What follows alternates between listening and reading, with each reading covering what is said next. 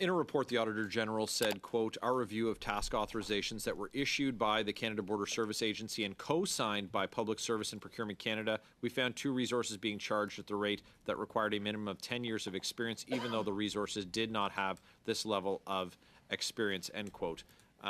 In a word, what would you, or a phrase, how would you characterize that, Mr. Mills? Is that an example of bait and switch, or is that fraud? What is that? Thank you for the question, Mr. Chair.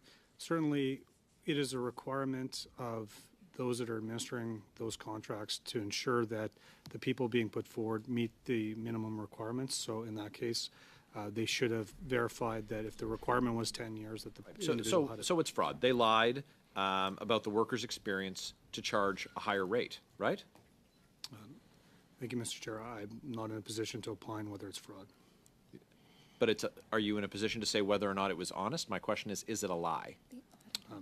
Because the Auditor General wasn't opining. She analyzed the information and determined that what was said, what was signed off on, was not true. A minimum of 10 years experience that did not exist. So is that honest or dishonest? Again, thank you, Mr. Chair, but I would not be able to opine whether honesty or dishonesty or administrative error. Okay.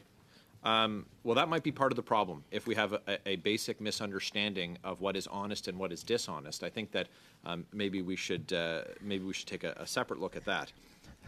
76% of the time, the procurement ombuds found that named resources did not do the work that was stated at the skill level that was required. You said that the skill level of replacement workers had to match that of the workers who were originally authorized to do the work. Has an audit or review been done to ensure that that is the case, having just noted that there was fraud committed as outlined by the Auditor General in the case I mentioned?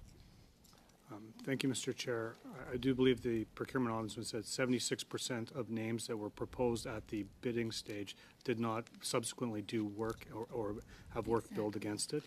This is something that we are very focused with in terms of when people are being proposed, so that we ensure that those being proposed are most likely to do the work when they bait the hook with the skill set that they say that they're offering, and then they switch it out and they make sure that they get the maximum price possible and the Canadians get the least value possible. This is something that we would expect that your department is safeguarding against. Ms. Hogan, is it common practice across government contracting that high-priced consultants do carry out a bait and switch, as has been identified in the procurement ombudsman's work, where they present experienced workers to get the contract and charge a higher rate when they actually swap them out for less experienced workers that can pay less, and then they pocket the difference?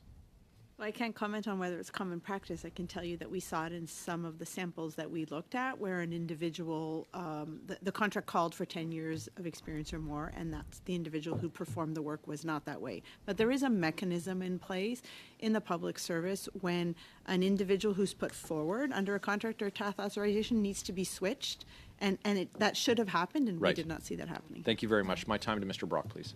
You have a minute and a half.